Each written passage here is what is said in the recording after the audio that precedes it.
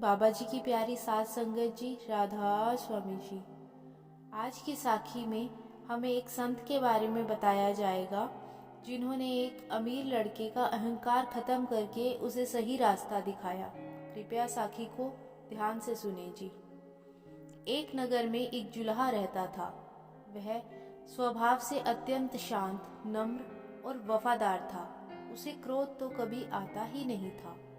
एक बार कुछ लड़कों को शरारत सूझी।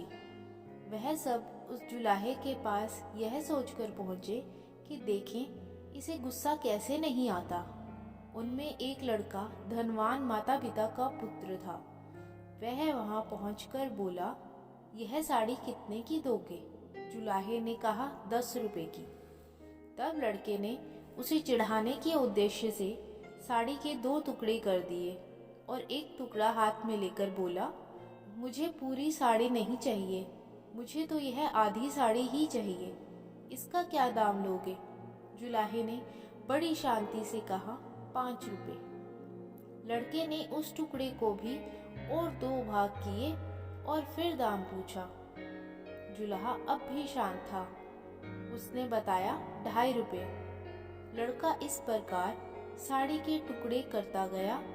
अंत में वह बोला, अब मुझे यह साड़ी नहीं चाहिए, यह टुकड़े मेरे किसी काम के नहीं हैं। जुलाहे ने शांत भाव से कहा, बेटे, अब यह साड़ी के टुकड़े तुम्हारे ही नहीं, किसी और के भी काम के नहीं रहे। अब लड़के को शर्म आई और कहने लगा, मैंने आपका नुकसान किया है, मैं आपकी साड़ी का दाम दे देता हूँ। जुलाहे ने कहा कि जब आपने मुझसे साड़ी ली ही नहीं तो मैं आपसे पैसे कैसे ले सकता हूँ। यह सुनकर लड़के का अभिमान जागा और वह कहने लगा कि मैं बहुत अमीर आदमी का बेटा हूँ और आप एक गरीब हो। अगर मैं आपको रुपए दे दूंगा तो मुझे कोई फर्क नहीं पड़ेगा, पर आप यह घाटा कैसे सहोगे? नुकसान मैंने किया है तो घाटा भी मुझे ही पूरा करना चाहिए। वह जुलाहा मुस्कुराते हुए कहने लगा, तुम यह घाटा पूरा नहीं कर सकते। सोचो, किसान का कितना श्रम लगा तब कपास पैदा हुई। फिर मेरी स्त्री ने अपनी मेहनत से इस कपास को बीना और सूत काता। फिर मैंने उसे रंगा और बुना। इतनी मेहनत तभी सफल होती जब इसे कोई पहनता और इसका उपयोग करता, इससे लाभ उठाता। पर तुमने तो इस साड़ी के टुकड़े टुकड़े कर डाले। इसका रुपयों से यह घाटा कैसे पूरा होगा? जुलाहे की आवाज में आक्रोश के स्थान पर अत्यंत दया और सौम्यता थी और लड़का शर्म से पानी पानी हो गया। उसकी आंखें भर आई और वह संत जी के पैरों में गिर पड़ा। तब जुलाहे ने बड़े प्यार से उसे उठाकर उसकी पीठ को थपथपाते हुए कहा, बेटा, यदि मैं तुम्हारे रुपए ले भी लेता तो उससे मेरा काम चल जाता, पर तुम्हारी जिंदगी का वही हाल होता जो उस साड़ी का हुआ है। साड़ी एक गई है, मैं दूसरी बना दूंगा, पर तुम्हारी जिंदगी एक बार अहंकार में नष्ट हो गई तो दूसरी जिंदगी कहाँ से लाओगे तुम?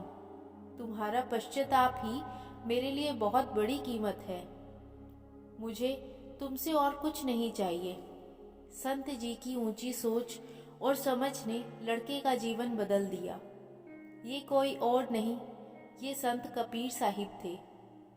हमारा भी यही हाल है, कुछ उस लड़के की तरह ही। हमारा मन भी उस लड़के की तरह घमंडी हो गया है। यह मन उस लड़के की तरह ही हर एक को परखता रहता है और उस रास्ते को भूल गया है जिस रास्ते पर हमें चलकर उस प्रभु को याद करते हुए भजन सिमरन करना है और उस कुल मालिक को याद करके उस निज कर पहुंचना है। हमें हमारे सद्गुरु ने नाम बख्श रखा है, पर हम फिर भी उसका निरंतर जाप नहीं करते। हमें अपने मन को काबू में रखकर इसे भजन सिमरन करवाना है, ताकि जिस कार्य के लिए हम इस संसार में आए हैं वह कार्य हमारा पूर्ण हो सके।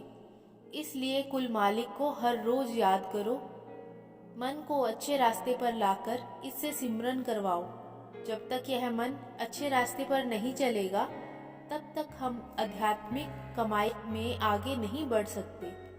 इसलिए हमें अपने मन में पश्चाताप की भावना रखते हुए इस संसार में रहते हुए आगे बढ़ते रहना है।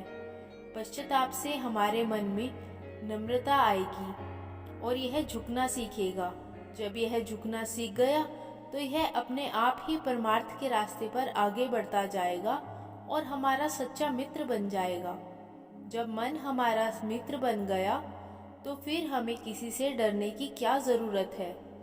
फिर हम उस मुकाम को आसानी से हासिल कर सकते हैं जिसके लिए हमें यह मनुष्य जामा मिला है। जब लग तेल दिवे मुख बाती, तब सूझे सब कोई। तेल जले बाती ठहरानी, सूना मंदिर होई। साथ संगत जी, आज की साखी आपको कैसी लगी कमेंट बॉक्स में ज़रूर बताना। राधा स्वामी जी।